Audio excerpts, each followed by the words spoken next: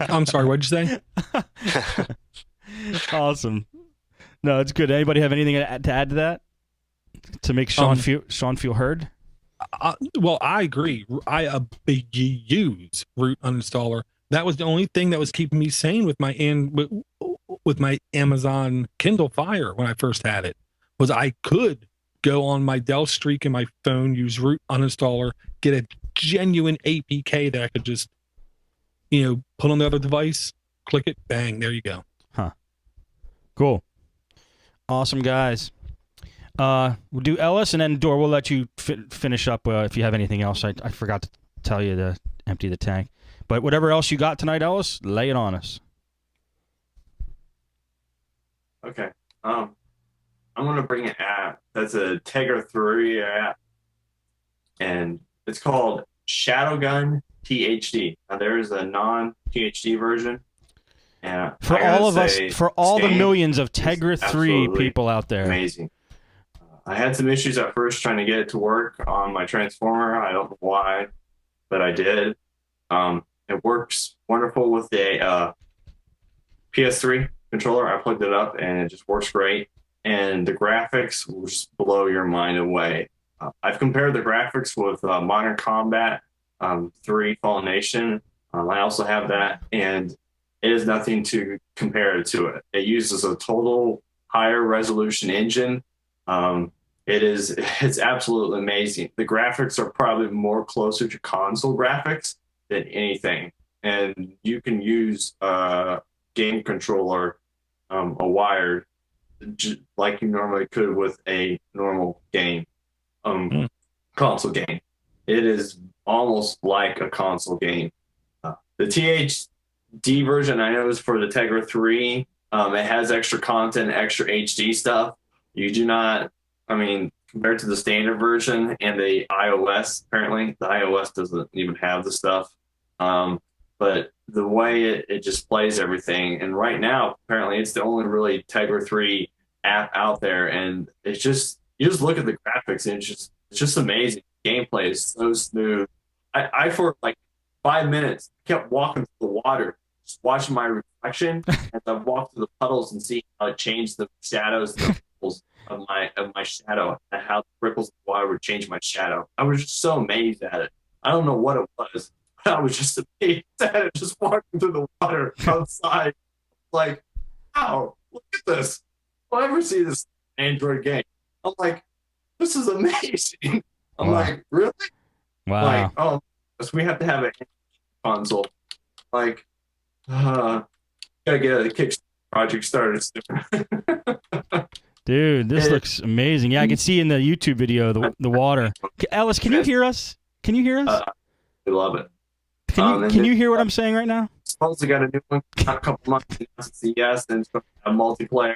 So I'm really excited to do some Android games with my friends here. So Very cool. Now can you hear us? yes. Okay. You're not using that Dragon Naturally Speaking headset again, are you? No, Okay. I keep muting myself because I'm getting echo from everyone. Yeah, I can't. You're just coming in and out a little bit. That's all. We got the gist of what you were saying, that this game is friggin' awesome. And I'm watching the YouTube video right now, and it looks like a console game. It really does, especially with the water effects are just nuts. But I mean, you're making us all want to go out and get Tegra 3 devices, basically. Yeah. I was just gonna say it looks awesome if you have a Tegra 3. I know. But us lowlifes don't have them yet. Low lives. That really does look unbelievable, man. Yeah, it's pretty cool.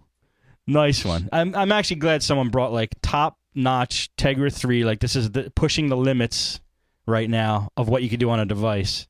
So it's good to see something like that, and somebody who actually has experience with it. So nice one, man. All right. Do you have anything else, Ellis? No. Okay. Dor, did you have anything else before we do emails? Yeah, just super quick. Me and Shannon Lee on Google Plus, which also I gotta say, Brian Goddard, he is a Podnutz for the win, and so is Shannon Lee. If you want to, if you're new to Google Plus, you need to have Podnutzians to add to your circles, let me know. I will share my Podnutzian circles to you. Real quick, we basically found this app at the same time. I knew for a long time you could type in phone numbers that aren't phone numbers, and you hit send and you don't make calls, but instead you get extra information about your phone. We both found this app at the same time. It's called Android Secret Codes. Ooh. You basically open the app, you click it, it puts it into the dialer, you hit send, and then you get a whole bunch of more information, including battery usage and stats, complete information about the camera, supposedly a quick backup to all of your media files. Not with that. LCD display test, audio test, test mode for service activity, test your LAN, test your GPS, all kinds of different stuff. This is all done from the phone dialer? Yes. If you put these numbers in and hit dial. Now, not all phones support all of these, but a good amount of the phones support a good amount of these. Look at all these codes. I know. So I'll say if you are doing Android fixing, replacing kind of thing, you might need to have these codes handy. Now, with that said, I have encountered bacon, I'll call it, not spam with this application. Once in a while, I'll get an extra thing in my notification bar saying, hey, don't miss out on this great app. Really? You know, and then because I don't have a default browser selected on purpose, I click it. I see the original app that's causing this, and then I get to pop up what browser do I want to use. So I can easily see what app is causing this. So I'll say it's a great app to download, test, play with, see those codes, and then uninstall. I see. Because all you need is those codes. You can basically take those codes. I don't think you can save them to your contacts, but you can at least put them someplace else. Well, you know what? The developer listed all of the codes on the description in the market. So just copy and paste that. Yeah, you don't even have to install the app. Right. Now the next one, real quick. I don't listen to music. I need somebody out there who's a Podnutzian. Download this app, give it a shot. Tell me what you think. Songbird.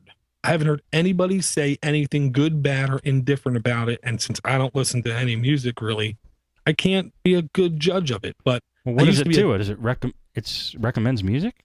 No, it's basically a like Winamp style media player for your phone. And it does have a lot of functions, a lot of ability. I know on the desktop version, you have the ability to search for songs via sites that I don't think are around anymore. But I used to be a fan of it. Then they dropped all Linux support about 8 months ago.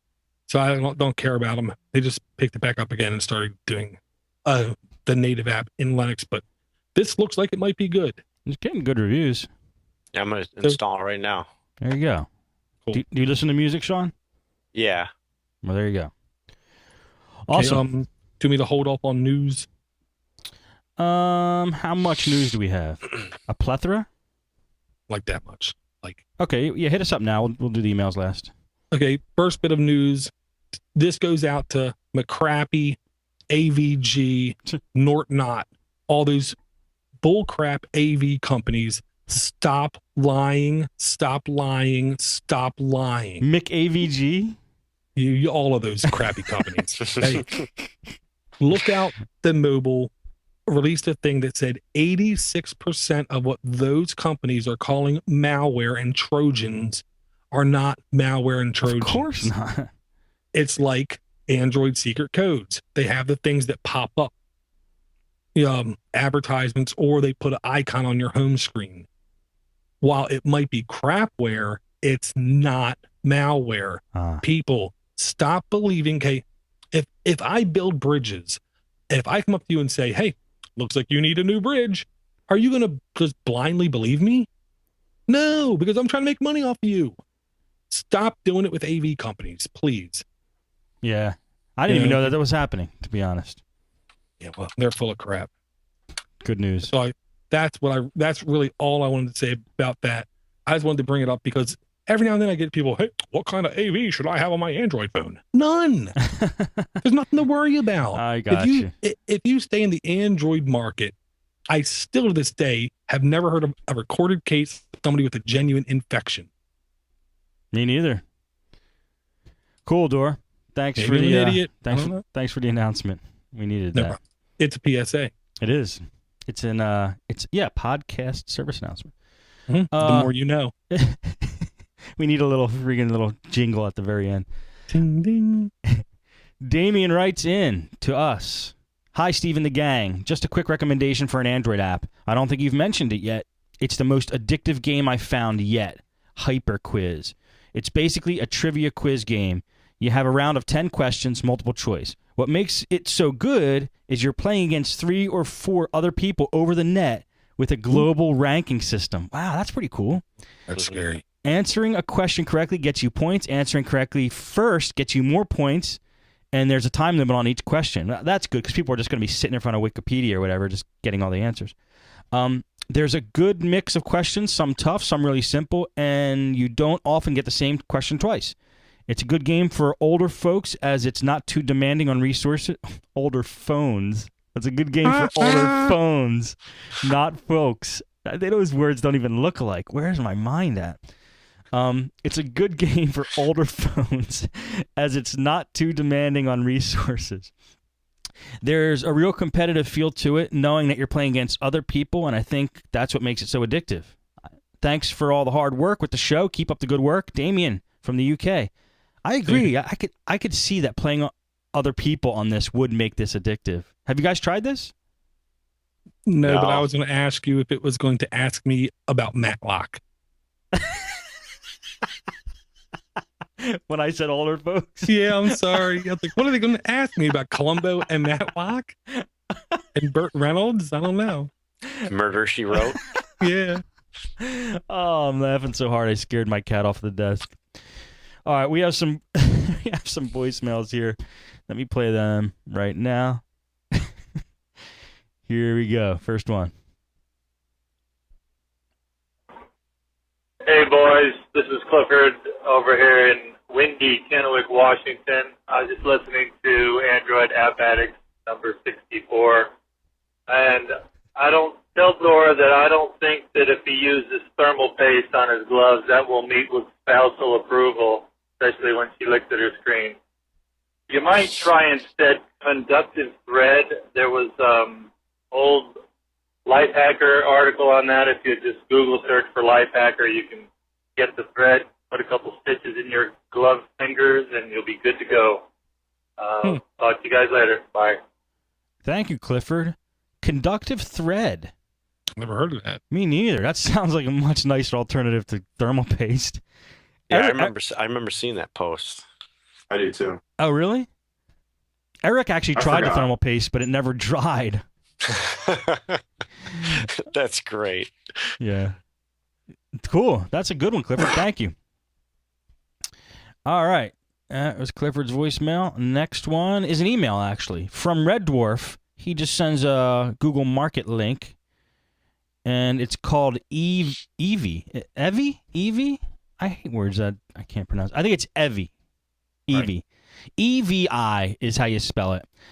Say hello to Evie. Evie is a revolutionary artificial intelligence here to help with all your everyday information needs. Evie's app is free to download with no hidden charges. It's basically a Siri, right? Is that what it is, Dor? Well, yes and no. Or Ellis, you've heard of this too? I actually downloaded it when it first came out, but the servers were so bad, the app instantly crashed. They have their own servers, which they use something similar to Siri, but Siri still uses Apple servers. They have to connect with them anytime you ask the questions.